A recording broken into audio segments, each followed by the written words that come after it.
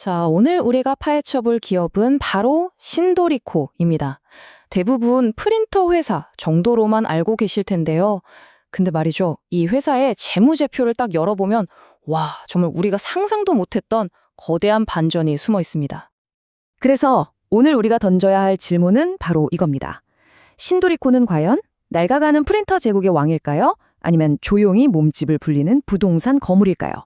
오늘 이 질문의 답을 한번 찾아가 보시죠. 신도리코는 말 그대로 두 개의 얼굴을 가지고 있습니다. 하나는 지난 60년간 종이와 잉크로 사무실을 지배해온 전통적인 제조업 강자의 얼굴, 그리고 다른 하나는 그 제조업으로 번 막대한 현금을 바탕으로 전 세계 핵심 부동산을 사들이는 자산가의 얼굴이죠. 과연 이 두 얼굴이 한 회사 안에서 어떻게 공존하고 또 충돌하고 있는지 지금부터 제대로 한번 들여다보겠습니다. 자, 그럼 먼저 이 모든 이야기의 시작점으로 한번 가볼까요? 어떻게 신도리코가 사무실의 제왕이라는 이런 대단한 칭호를 얻게 됐을까요? 와, 이 회사의 저력 정말 대단합니다. 무려 12년 연속으로 브랜드 파워 1위를 지켰다는 건데요. 이건 뭐냐면요. 사무실에서 프린터 하면 그냥 신도리코. 이게 공식처럼 굳어졌다는 거죠.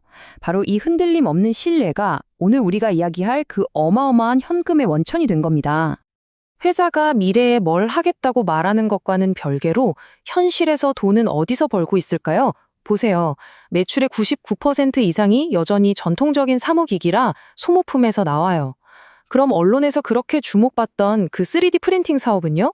놀라지 마세요. 1%도 안 됩니다. 0.31%.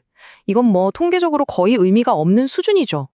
자, 그런데 이 회사의 진짜 스토리는 매출이 아니라 바로 재무 상태표에 숨어 있습니다. 지금부터 보여드리는 숫자들은요. 아마 여러분이 알던 신도리코라는 회사를 완전히 다르게 보게 만들 겁니다. 자, 첫 번째 놀라운 숫자 11.1%. 이게 뭐냐고요? 바로 부채 비율입니다. 이 정도면요, 그냥 빚이 없는 회사라고 봐도 무방해요. 그야말로 무차입 경영의 교과서죠. 얼마나 안정적인지 아시겠죠? 자, 그리고 드디어 오늘의 하이라이트입니다. 이 회사가 지금 당장 쓸 수 있는 현금성 자산이 얼마인지 아세요? 무려 6,300억 원.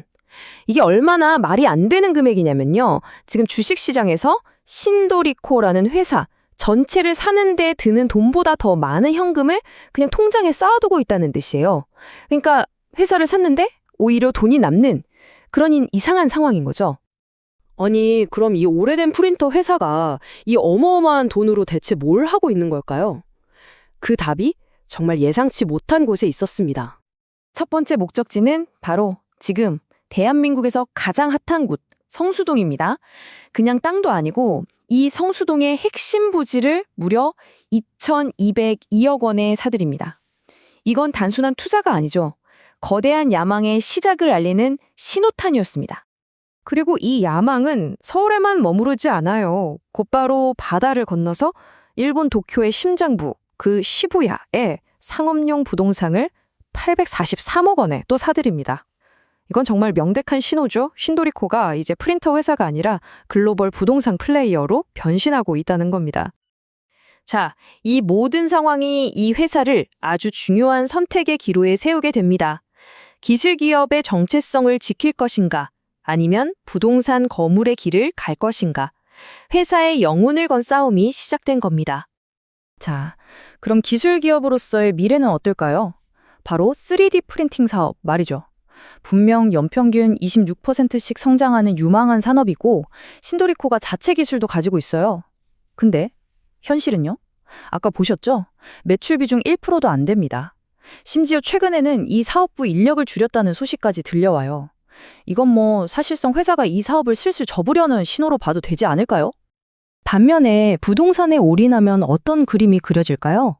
서울 성수동에 거대한 신도리코 타운을 세우고 도쿄 시부야에서는 글로벌 임대 수익을 거두는 거죠. 그러니까 더 이상 프린터를 만드는 회사가 아니라 완벽한 부동산 개발 및 임대 회사로 변신하는 겁니다. 이 상황에 대해서 한 분석 보고서가 정말 핵심을 콕 집어냅니다. 회사가 기술 기업이라는 정체성을 버리고 부동산 관리 회사로 전락할 위험이 있다는 거죠. 다시 말해서 60년 동안 이 회사를 먹여 살린 기술이라는 뿌리를 스스로 뽑아버리고 당장은 안전할지 몰라도 더 이상의 성장은 없는 길을 선택할 수 있다는 그런 날카로운 경고인 셈이죠. 자, 그럼 우리 같은 투자자 입장에서는 이 회사를 도대체 어떻게 봐야 할까요? 이 신도리코를 좋게 보는 쪽과 좀 우려하는 쪽의 핵심 논리를 한번 명확하게 비교해 드릴게요. 딜레마는 아주 명확합니다. 이 회사를 사야 한다고 보는 쪽은 간단해요. 이렇게 돈 많고 땅 많은 회사가 이렇게 싸다고? 바로 이 막대한 저평가 자산을 보는 거죠. 반대로 좀 지켜보자는 쪽의 논리도 간단합니다. 자산 많은 건 알겠는데 그래서 본업인 프립터 사업은 잘 되고 있나? 바로 이겁니다. 점점 쇠퇴하는 핵심 사업, 그리고 사실상 실패한 신사업, 이 현실을 지적하는 거죠. 그리고 이 약세론의 핵심에는 바로 오너 리스크라는 변수가 있습니다. 이게 뭐냐면요. 이 어마어마한 현금을 왜 기술 개발이나 주주들한테 돌려주지 않고 굳이 부동산에 묶어두는가? 어쩌면 이게 회사 전체의 성장을 위한 결정이 아니라 회사를 지배하는 오너 일가의 안정적인 경영권 승계를 위한 포석일 수도 있다는 그런 합리적인 의심인 거죠. 자, 그럼 앞으로 우리는 뭘 지켜봐야 할까요? 신도리코가 어느 길로 갈지 알려줄 3가지 핵심 신호, 이걸 짚어드리면서 오늘 이야기를 마무리하겠습니다. 앞으로 이 3가지만 딱 기억하고 지켜보세요. 첫째, 성수동 땅에 뭘 짓느냐? 미래 기술을 위한 R&D 허브를 짓나요? 아니면 그냥 임대 수익을 위한 건물을 짓나요? 여기에 회사의 정체성이 드러날 겁니다.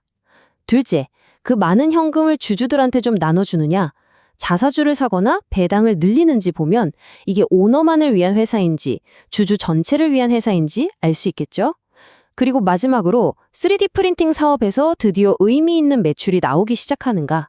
이게 미래 성장 동력에 대한 마지막 시험대가 될 겁니다. 네, 결국 모든 이야기는 이 하나의 질문으로 돌아옵니다. 과연 신도리코의 미래는 종이 위에 세워질까요? 아니면 부동산 위에 세워질까요? 이 질문을 여러분께 남기면서 오늘 분석을 마치겠습니다.